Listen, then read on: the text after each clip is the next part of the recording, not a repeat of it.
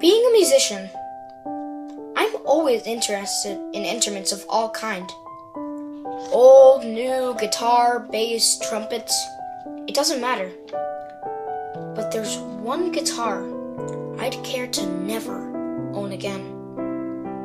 A few months back, I was searching the local pawn shops for a nice acoustic guitar.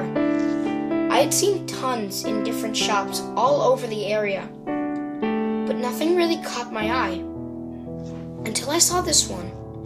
It was an old, beat-up acoustic guitar with Charlotte etched into the body, just below the bridge. Expecting a big price tag, I tried to shrug it off. The shop owner noticed it caught my eye. He took it down and handed it to me. The notes sang and felt so right in my hands. I looked at the price tag. $50. I asked the shop owner why it was so cheap. He told me it was old and beat up, and someone scratched all over it, so he didn't think it would be worth anything. His loss, I thought, as I handed him a $50 bill and walked out of the store. I sat and played it that night for hours. I couldn't stop. It changed me. Like, I was a better player because of it. That was when all hell broke loose. Every time I set it down to go to sleep, it was like a voice in my head told me to play it.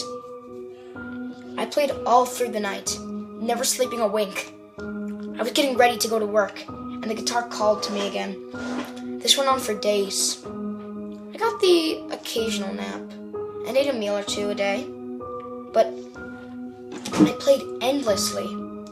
While setting it down one time, I noticed something in the body of the guitar. A note. I took the note out and scratched on this old, yellowed paper. It was a terrifying letter.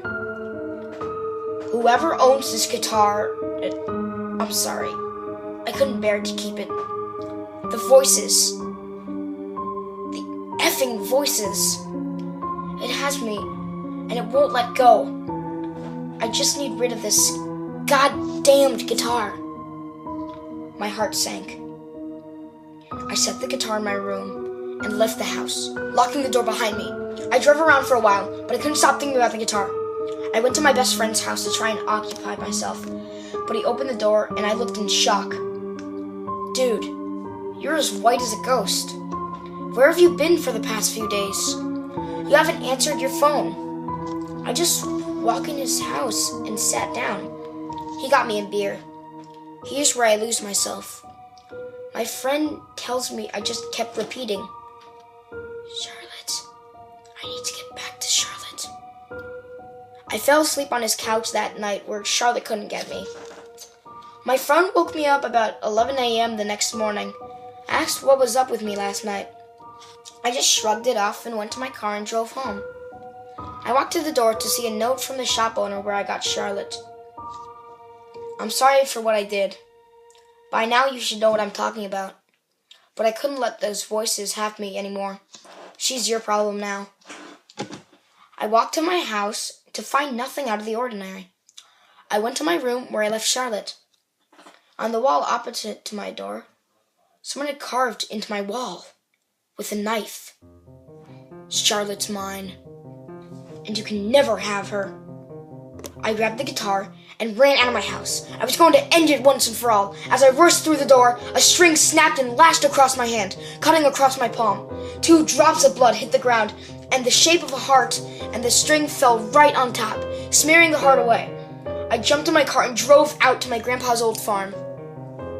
As I got out and walked up to the cemetery where most of my family had been buried, I found an open plot and dug a grave. It was the middle of the night by this time, and I was done, and the only lights were the headlights of my car. I threw Charlotte down the hole and grabbed the bottle of lighter fluid and a book of matches from the trunk. I poured the lighter fluid all over the guitar and threw a match down the hole. As Charlotte burned away, I pushed the dirt back in the hole. Everything went fine for a few days. I stopped back in the pawn shop and talked to the owner. He said he never had a guitar like that. I talked to my friend who said I was completely out of it, but Everything was going back to normal. A week later, I drove back to where I buried Charlotte. The grave was empty, and the guitar was gone. All that was left was a burnt plank of wood shaped like the back of a guitar. It had words burned into it that said, "You can't kill my dear Charlotte." I looked up to see a man atop of the hill in front of me with the guitar. He walked over the hill, and I never saw him or Charlotte again.